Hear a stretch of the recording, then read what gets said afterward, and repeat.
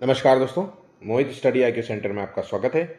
आज हम बाल विकास सीडीपी से संबंधित जो है महत्वपूर्ण क्वेश्चंस देखेंगे जो यूपी टेट के लिए इंपॉर्टेंट होंगे। यूपी टेट को ध्यान में रख करके जो है ये क्वेश्चंस तैयार किए गए हैं।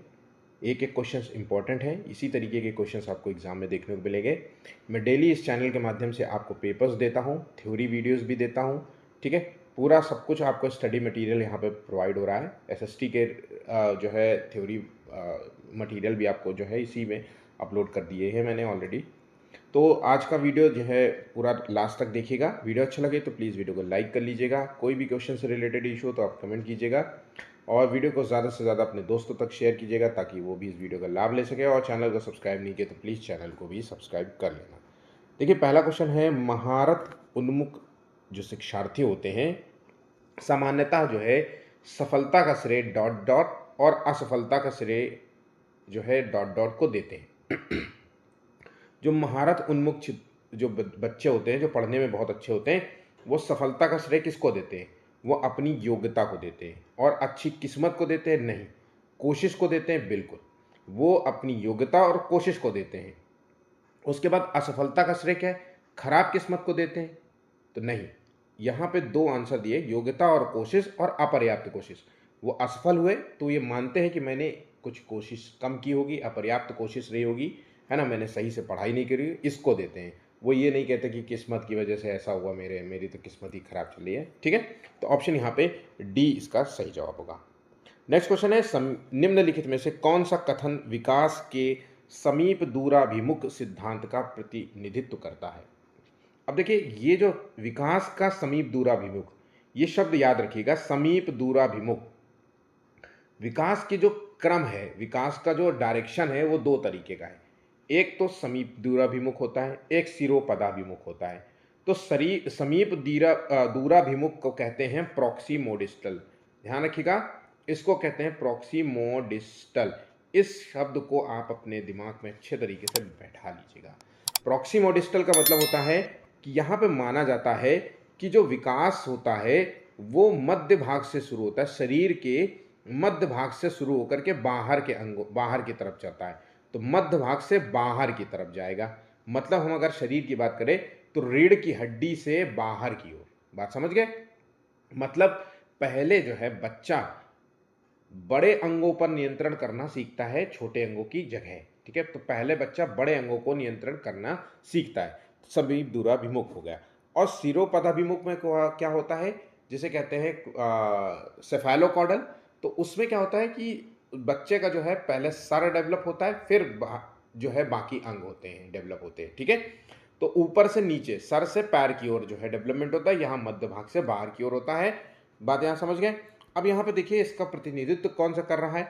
तो विकास बहुदिशात्मक और बहुआयामी होता है। हमने आपको सिर्फ केवल मध्य भाग से बाहर की तरफ वाली बात बताई है।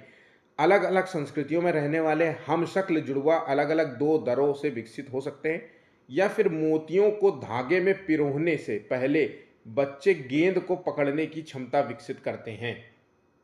तो देखिए, बच्चे गेंद को पकड़ने की क्षमता विकसित कर रहे, मतलब मैंने आपसे कहा था बच्चे पहले बड़े अंगों पर नियंत्रण करना सीखते हैं समीप दूराभिमुख सिद्धांत के तहत।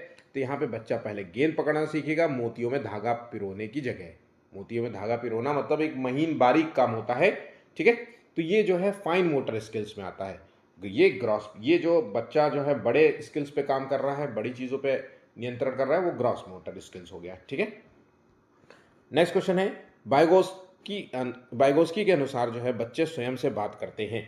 तो देखिए, बाइगोस्की क्या है? बाइगोस्की एक मनोवैज्ञानिक हैं जिन्होंने सिद्धांत दिया था सामाजिक सांस्कृतिक सिद्धांत। हमें बस ध्यान रखना है कि बाइगोस्की का नाम आए तो समाज और संस्कृति, ये दो शब्द आपको याद होना चाहिए। तीसरा है खेल। ठीक है, इसको महत्वपूर्ण माना। तो यहाँ तीन चार शब्द याद होने चाहिए आपको। अब देखिए, बच्चे स्वयं से बात करते हैं, मतलब यहाँ पे बच्चा तीन तरीके की स्पीच का प्रयोग करता है बाइगोस्की के अनुसार। एक प्राइवेट स्पीच होता है, एक इनर स्पीच होता है और एक सोशल स्पीच होता है। यहाँ बच्चा स्वयं से बात कर रहा है, मतलब यहाँ पे बच्चे के साथ प्राइवेट स्पीच हो रहा है। तो ये अपने विचारों को आत्म नियमन में सहायता करने के लिए जो है इस तरीके से करते हैं। तो बच्चे अक्सर आपने देखा होगा कि बच्चे अपने आप से बात करते हैं। वो अपनी समस्याओं का समाधान करने के लिए, अपने विचारों को नियंत्रण करने के लिए ऐसे जो है टेक्निक्स का इस्तेमाल करते हैं। हम बड़े लोग भी अक्सर ये चीज़ करते हैं।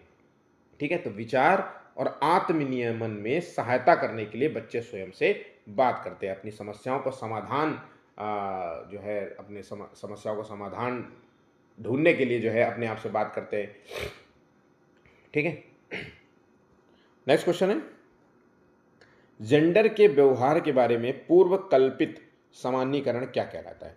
अब देखिए, अगर ऐसा कोई क्वेश्चन आ जाए जेंडर के संदर्भ में आ जाए और यहाँ पे 4 ऑप्शंस इस तरीके दिए हों, तो आपको सीधा लगा देना है जेंडर रूढ़िवादिता, जिसे कहते हैं जेंडर स्टीरियोटाइप। अब ये जेंडर स्टीरियोटाइप क्या होता है कि मतलब आप पुरानी जो है धारणाओं पे जो है मतलब अपने विचारों को बनाए रखना। पुरानी धारणा क्या होता है कि भाई लड़का और लड़की में भेद करना, जेंडर की बात होती है तो लड़का लड़की, लड़कियां क्या करेंगी, लड़के क्या करेंगे, ये समाज बताएगा। हम आपको बताएंगे कि लड़कियां जो है बाहर नौकरी नहीं कर सकती, लड़के जो है किचन में खाना नहीं बना सकते, लड़कियां जो है बुलेट नहीं चला सकती या कार नहीं चला सकती, इस तरीके से। तो ये जेंडर रूढ़िवादिता स्टीरियोटाइप का उदाहरण है। ऑप्शन यहाँ पे सी इसका सही जवाब होगा। ठीक है, नेक्स्ट क्वेश्चन है, हावर्ड गार्डनर की दी गई बुद्धि की अवधारणा का निहितार्थ है कि। अब यहाँ पे ध्यान रखिएगा, हावर्ड गार्डनर का नाम आएगा। ठीक है, बिल्कुल जो बातें मैं बता रहा हूँ बस याद कर लीजिए। हावर्ड गार्डनर का नाम आएगा तो इसका मतलब ये क्वेश्चन से रिलेटेड होगा बुद्धि से। किससे होगा? बुद्धि से, इंटेलिजेंस से रिलेटेड होगा। तो हावर्ड गार्डनर ने जो सिद्धांत दिया था वो सिद्धांत दिया था मल्टीपल इंटेलिजेंस का सिद्धांत दिया था। ठीक है, तो यहाँ पे उन्होंने मल्टीपल इंटेलिजेंस के सिद्धांत दिया। इनका मानना था बुद्धि कोई एकल धारणा नहीं है, एकल क्षमता नहीं है कि कोई बुद्धि को केवल एक जो है क्षमता के रूप में डिफाइन कर दो ना। इन्होंने कहा बुद्धि कोई एकल क्षमता नहीं है बल्कि ये कई योग्यताओं का संग्रह होता है। तो यहाँ पे हम आंसर उसी के आधार पे हम देखेंगे। तो बुद्धि केवल प्रयोगात्मक अधिगम से संबंधित है, सभी लोग बुद्धि को समान रूप से समझते और संसाधित करते हैं, या फिर अलग अलग आयामों में लोगों की अलग अलग योग्यताएं होती हैं और बुद्धि का केवल एक ही आयाम होता है। तो यहाँ पे आंसर हो गया ऑप्शन सी। जैसा कि मैंने आपसे कहा कि कई योग्यताओं का संग्रह होता है और अलग अलग आयामों में लोगों की अलग अलग क्षमताएं होती हैं। हावर्ड गार्डनर ने मल्टीपल इंटेलिजेंस सिद्धांत को, थ्योरी को 8 प्रकार से जो है डिफाइन किया। इन्होंने कहा कि जो कई योग्यताओं का संग्रह है वो कौन सी योग्यताएं हो सकती हैं पूछा जाए, तो उन्होंने बताया कि भाई कोई व्यक्ति जो है संगीत बजाने में अच्छा हो सकता है, कोई व्यक्ति गणनाओं में अच्छा हो सकता है, कोई व्यक्ति खाली स्थान को समझता हो जैसे आर्किटेक्ट, है ना, कोई व्यक्ति जो है भाषा की पकड़ उसमें अच्छी होगी जैसे लेखक, राइटर्स होते हैं, न्यूज़पेपर एडिटर्स होते हैं, है ना, कोई व्यक्ति जो है फिजिकल स्ट्रेंथ में अच्छा होगा, मतलब फिजिकल बॉडी में अच्छा होगा, दौड़, रनिंग जो है, फाइटर प्लेन उड़ाना, इस तरीके के जो है फिजिकल एक्सरसाइजेज में बहुत अच्छे होंगे। कुछ लोग जो है दूसरों की भावनाओं को समझने में बहुत बेहतर होंगे, कुछ लोग अपने विचारों को समझते होंगे बहुत अच्छे तरीके से, है ना, उनको जो है संतुलित करना जानते होंगे। ये सारे पॉइंट्स आपको यहाँ पे पढ़ने हैं। ठीक है, नेक्स्ट क्वेश्चन है, निम्नलिखित में से कौन सी जो है सार्थक सीखने के लिए एक प्रभावी स्मृति तकनीक नहीं? अब सीखने की एक प्रभावी जो तकनीक नहीं, स्मृति तकनीक नहीं, कौन सी? विस्तृत दोहराव। देखिए, आप विस्तृत दोहराव बहुत ज़रूरी चीज़ है। अगर आप कुछ सीखना चाहते हैं तो आपको हमेशा दोहराव की ज़रूरत होगी, रिवीजन जिसे कहते हैं। स्मृति सहायक विधियाँ, जो ऐसी जो है विधियों का इस्तेमाल जो आपकी याददाश्त को बढ़ाए, स्मृति, तो स्मृति सहायक विधियाँ क्या हो सकती हैं? चित्र दिखाना बच्चों को, एक्टिविटी बेस्ड लर्निंग कराना, है ना, ये सारी चीज़, पिक्चर बेस्ड लर्निंग कराना, ये सारी चीज़ें हो सकती हैं। रटना और दोहराव जो है ये जो है बिल्कुल भी सार्थक जो है तकनीक नहीं मानी जाती सीखने के संदर्भ में। ठीक है, क्योंकि रटना में बच्चा क्या करता है, कुछ नहीं, ध्यान नहीं लगाता, बस बैठा चुपचाप अपना किताब को पढ़ता रहता है। तो इससे क्या होता है, बच्चे में समझ नहीं डेवलप होती, तर्क करने की क्षमता। जब वो रट रहा है तो तर्क नहीं करेगा, क्वेश्चंस में क्वेश्चनिंग नहीं होगी, वो सीधा आप उससे क्वेश्चन पूछोगे उसका आंसर दे देगा, उसके बाद वो पलट के नहीं पूछेगा कि सर अच्छा ये बताइए, मैंने ये तो ऐसा हुआ तो वो कैसे होगा, ऐसे कैसे होगा। तो ये चीज़ होती है, रटना सीखने, सार्थक सीखने के लिए एक प्रभावी स्मृति तकनीक नहीं मानी जाएगी। ऑप्शन यहाँ पे सी जो है वो गलत होगा। ठीक है, अब 7वां क्वेश्चन देख लेते हैं। आप अपनी कक्षा में से कुछ छात्रों को चुनकर के 6 महीने में उनमें जो है होने वाले विकास की एक रिपोर्ट तैयार करना चाहते हैं, तो इसके लिए निम्नलिखित में से आप क्या चुनेंगे? देखिए यहाँ पे एक विकास की रिपोर्ट तैयार करना है, पहली चीज़ ये बात ध्यान रखना है, डेवलपमेंट रिपोर्ट तैयार करना है। तो जहाँ पे डेवलपमेंट जो होता है ये गुणात्मक परिवर्तनों की बात हो रही है। वृद्धि जो होती है वो मात्रात्मक परिवर्तन होता है। अगर यहाँ पे वृद्धि की रिपोर्ट की बात करता, मैंने विकास और वृद्धि नाम से एक प्रॉपर टॉपिक बनाया था। मैंने आपसे कहा था कि अगर वो टॉपिक पढ़ लोगे तो गलत नहीं होगा क्वेश्चन। तो वृद्धि और विकास का टॉपिक है, और वहाँ पे बात मैंने कही थी कि विकास को गुणात्मक परिवर्तन के रूप में देखता है, मापते हैं, गुणों के रूप में मापते हैं, जैसे शारीरिक परिवर्तन, मानसिक परिवर्तन, है ना, डेवलपमेंट जिसे कह सकते हैं, शारीरिक डेवलपमेंट, मानसिक डेवलपमेंट, है ना, ये भावनात्मक डेवलपमेंट, ये नैतिक डेवलपमेंट, ये सारी चीज़ें यहाँ पे होती हैं। तो यहाँ पे देखिए हम आंसर उसी के दृष्टिकोण से देखिए, प्रत्येक माह उसकी लंबाई मापेंगे, तो मैंने कहा था ये तो वृद्धि में आएगा। उसका वजन मापेंगे, मात्रात्मक, मात्रा के रूप में माप सकते हैं, ये भी नहीं होगा। प्रत्येक माह उसकी रुचियाँ, इंटरेस्ट, आदत, दृष्टिकोण क्या है, उसका स्वभाव क्या है, व्यक्तिगत व्यवहार कैसा है, आदि में होने वाले परिवर्तनों की जांच करेंगे। फिर यहाँ पे शारीरिक आकार की बात हो रही है, तो यहाँ पे आंसर आपको मिल गया होगा, ऑप्शन यहाँ पे सी होगा। तो विकास की रिपोर्ट तैयार करेंगे तो बच्चे की हम उसकी इंटरेस्ट क्या है, उसकी हैबिट्स क्या है, उसका दृष्टिकोण क्या है, उसका स्वभाव कैसा है, उसका व्यक्तिगत जो है व्यक्तित्व का व्यवहार कैसा है, इन सब चीज़ों की हम जांच करेंगे। ठीक है, ऑप्शन यहाँ पे सी इसका सही जवाब होगा। इस अवस्था में बच्चों में नई खोज करने की और घूमने की प्रवृत्ति बहुत अधिक बढ़ जाती है। तो किस अवस्था में बढ़ती है भाई? नई खोज करने की, क्योंकि इस अवस्था में बच्चा जिज्ञासु हो जाता है। जिज्ञासा, हर चीज़ उसको जाननी है। आपने उसको खिलौना दिया तो उसको कुछ ही दिन में उसे तोड़ देगा, उसके अंजर पंजर सब खोल खाल डालेगा। इसलिए अब ऐसे खिलौने आए हैं जिसके पहले से अंजर पंजर खुले रहते हैं, वो आप उनको जोड़िए, क्रिएटिविटी से संबंधित है, पजल बॉक्स समझ लीजिए। तो नई खोज करने और घूमने की प्रवृत्ति, बाहर जाना है, हर चीज़ में उसको बाहर निकलना है, क्योंकि एज में थोड़ा बड़ा हो चुका होता है, अब उसे बाहर की दुनिया देखनी होती है, बाहर क्या हो रहा है।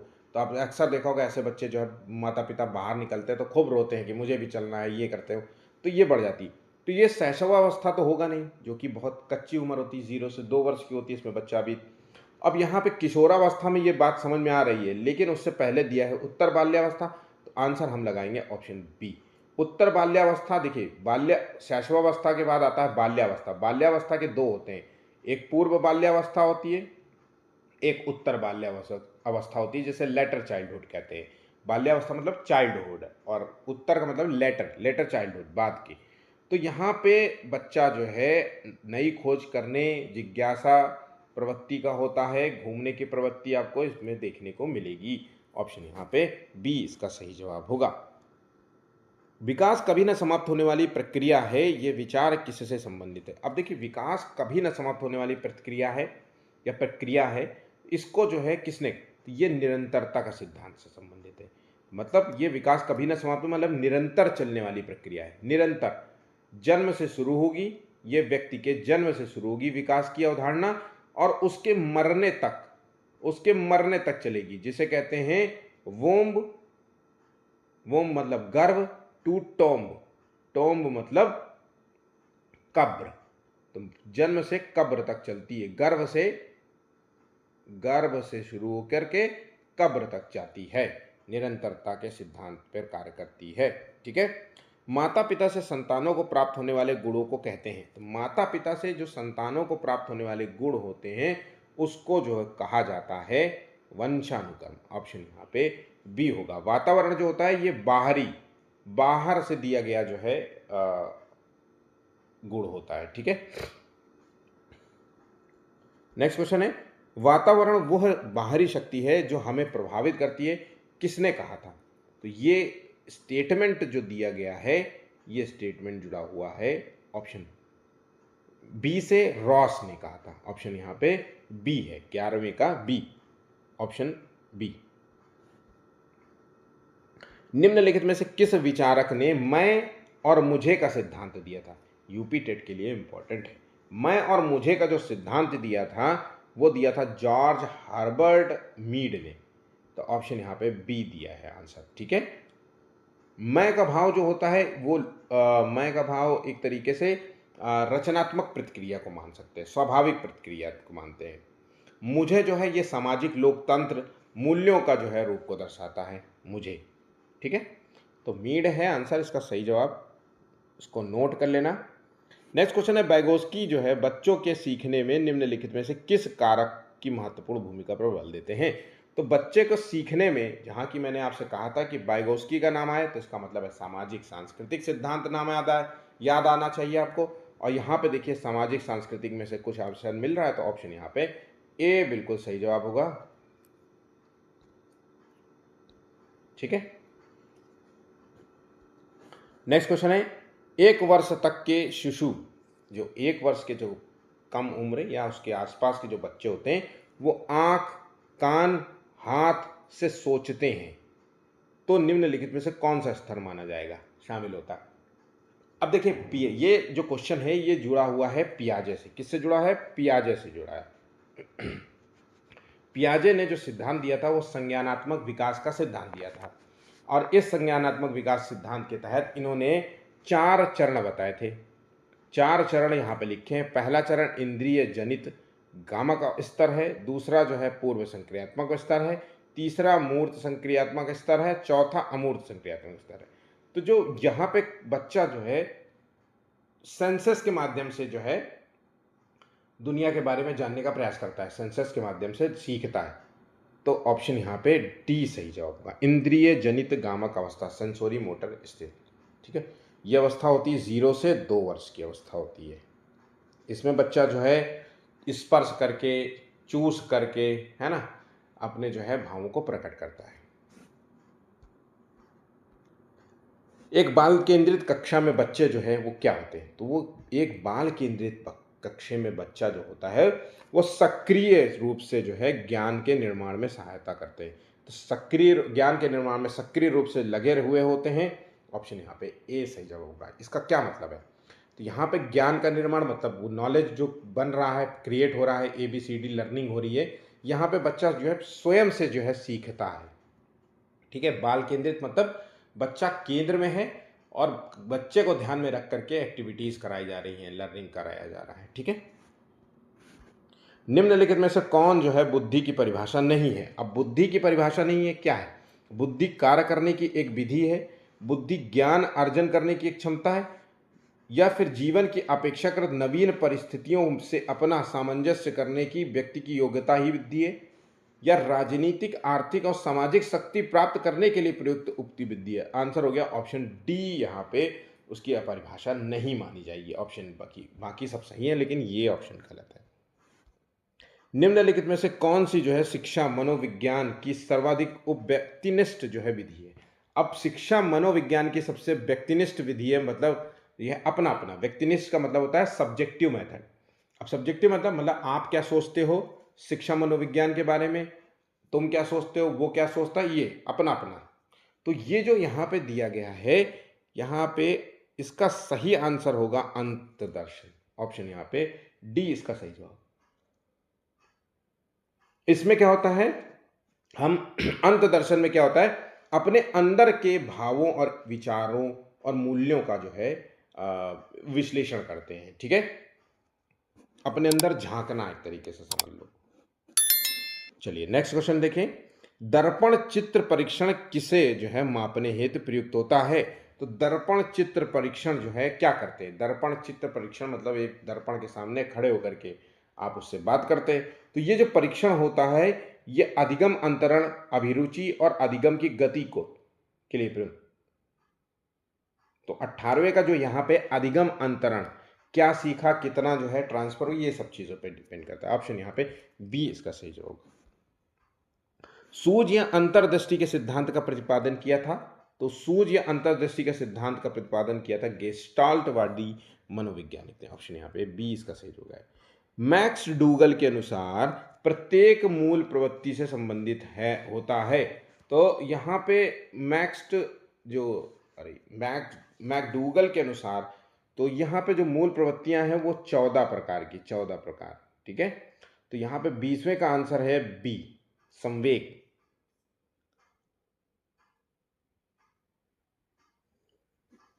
नेक्स्ट, पूर्व अनुभव के आधार पर संवेदना को अर्थ प्रदान करना कहलाता है। पूर्व अनुभव के आधार पर संवेदना को अर्थ प्रदान करना कहलाता है। तो यहाँ पे आंसर है प्रत्यक्ष ज्ञान, ऑप्शन बी यहाँ पे सही जवाब होगा। निम्नलिखित में से कौन सी जो है बाल्यावस्था की एक विशेषता नहीं है? बाल्यावस्था मतलब पूर्व बाल्यावस्था, उत्तर बाल्यावस्था। तो यहाँ पे सामूहिकता की प्रबलता होती है बच्चे में, जिज्ञासा की कमी देखने को मिलती है, जबकि इसी अवस्था में बच्चे में सबसे ज़्यादा जिज्ञासा भी देखने को मिलती है। अभिवृद्धि में स्थिरता, समूह और खेलों में सहभागिता। ऑप्शन यहाँ पे बी इसका सही जवाब नहीं होगा। किंडरगार्टन जो मेथड है इसका प्रतिपादन किसने किया था? तो देखिए किंडरगार्टन जो मेथड का प्रतिपादन ये है क्या किंडरगार्टन? तो किंडरगार्टन मतलब खेल आधारित बाल शिक्षण, ठीक है, खेल क्रियाओं के द्वारा बच्चों को सिखाना। जैसे शिक्षक, इसमें उदाहरण भी दिया कि शिक्षक जो है वो माली का रूप होता है और यहाँ पे जो बच्चे होते हैं, यहाँ पे जो बच्चे होते हैं मतलब वो पौधे का रूप लेते हैं, ठीक है। तो यहाँ पे आंसर है फ्रोबेल, ऑप्शन यहाँ पे ए सही जवाब होगा। संकलनात्मक जो है संकलनात्मक जो है परामर्श के जन्मदाता कौन है? 24वें का आंसर देखिए, ऑप्शन यहाँ पे थॉर्न है, ऑप्शन ए बिल्कुल सही जवाब होगा, ठीक है। तो ऑप्शन यहाँ पे ए इसका सही जवाब है। निम्नलिखित में से कौन सी जो है समावेशी शिक्षा की एक विशेषता नहीं है? अब समावेशी शिक्षा की विशेषता की बात हो रही तो समावेशी शिक्षा क्या होती है? जहाँ पे सभी बालकों को जो है पढ़ाया जाता हो, कोई भेदभाव ना किया जाता हो, किसी भी प्रकार का भेदभाव नहीं होता हो, सभी बच्चों को समान जो है रूप से देखा जाता हो, है ना। सब बच्चे एक दूसरे से भिन्न है ये बात मानते हैं, लेकिन सब में क्षमताएं होती है ये भी बात मानते हैं, इस तरीके से। तो यहाँ पे केवल विशेष आवश्यकता वाले बच्चों को छात्रों को के सीखने में जो है अभिवृद्धि करती है, तो यहाँ पे यही कथन यहाँ पे गलत हो जाता है। यहाँ पे समावेशी में मतलब सबको, ये केवल ये दिव्यांग बालकों की देखभाल से उनकी शिक्षा और व्यक्तिगत स्तर की ओर सेवा में बदलाव है। समावेशी शिक्षा एक सतत प्रक्रिया है, यह कोई उपार्जित अवस्था या उत्पाद नहीं है। ये सभी विद्यार्थियों की क्षमताओं को अधिकतम स्तर तक बढ़ाना चाहती है, ठीक है। तो यहाँ पे ध्यान रखिएगा 25वें का ए होगा। निम्नलिखित में से कौन सा जो है शिक्षण का स्तर नहीं है? अब यहाँ पे शिक्षण का स्तर नहीं है, तो देखिए बोध ये शिक्षण का स्तर है, चिंतन है, स्मृति है, लेकिन ये वर्णन जो है ये जो है नहीं है। ऑप्शन यहाँ पे 26 का डी इसका सही जवाब होगा, ठीक है।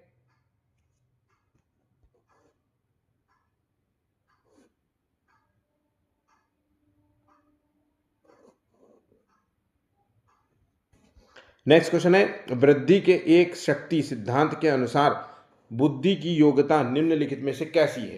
तो एक बुद्धि के संदर्भ में बात कर रहा है। तो देखिए एक शक्ति सिद्धांत, एक कारक सिद्धांत के अनुसार बुद्धि अकेली है, ठीक है, अनेक नहीं है, कई नहीं है, दो नहीं है, अकेली है, ठीक है। ऑप्शन यहाँ पे ए सही जवाब होगा। कल जो है बुद्धि परीक्षण में आईक्यू टेस्ट में जो है बुद्धि लब्धांक का प्रयोग किया गया है, तो कब किया गया? तो 1916, ऑप्शन सी यहाँ पे सही जवाब होगा। किसके द्वारा किए गए? टर्मन द्वारा।